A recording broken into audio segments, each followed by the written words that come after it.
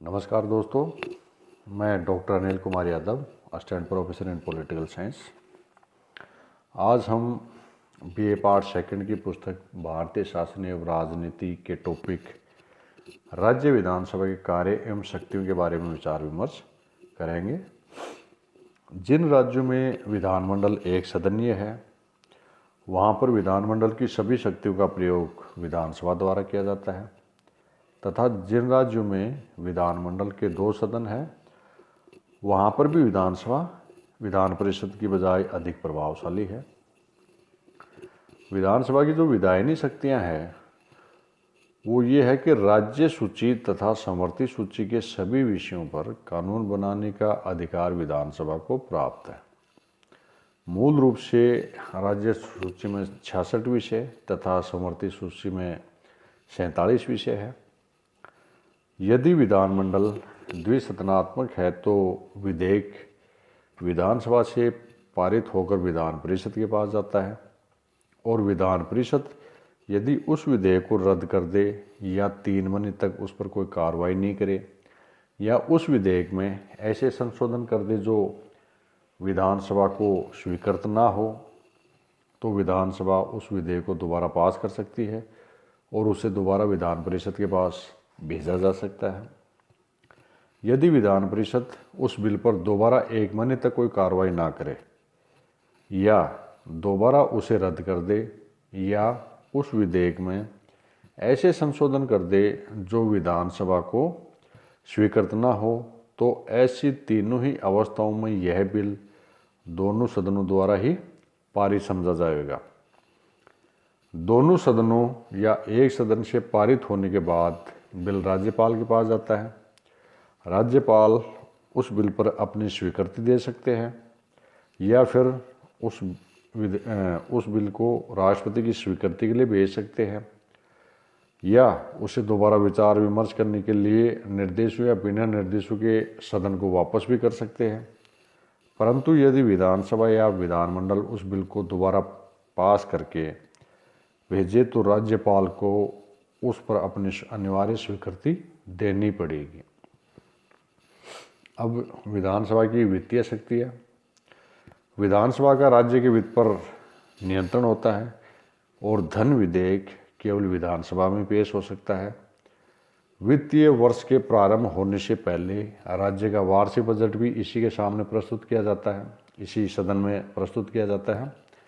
विधानसभा की स्वीकृति के बिना राज्य सरकार न कोई कर लगा सकती है और न ही कोई पैसा खर्च कर सकती है। विधानसभा के पास होने के बाद धन विधेयक विधान परिषद के पास भेजा जाता है। विधान परिषद उस विधेयक को अधिक से अधिक 14 दिन तक अपने पास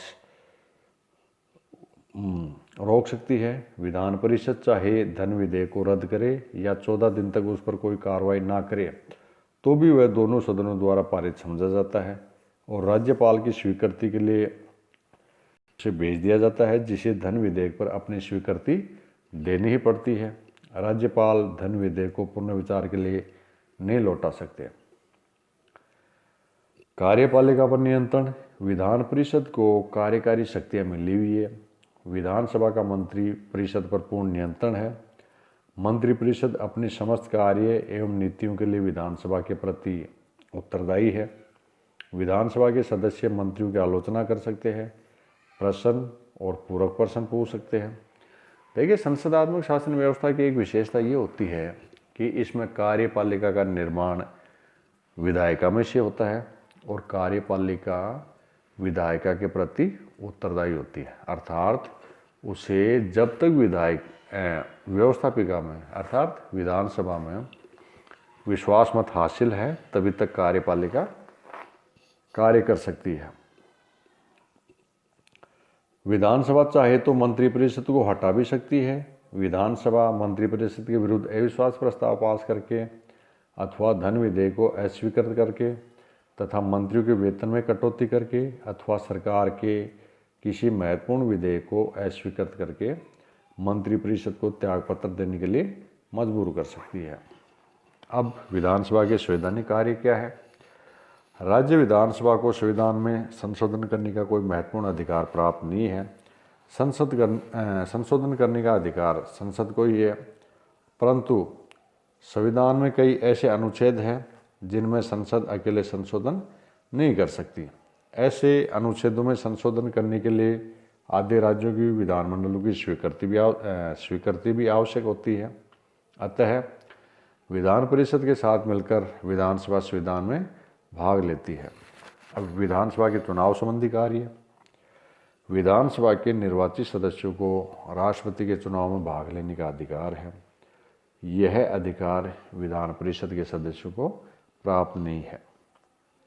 विधानसभा के जो सदस्य हैं वो विधान परिषद के 1/3 सदस्यों का चुनाव करते हैं और विधानसभा के सदस्य राज्यसभा में राज्य के प्रतिनिधियों को चुनकर भेजते हैं।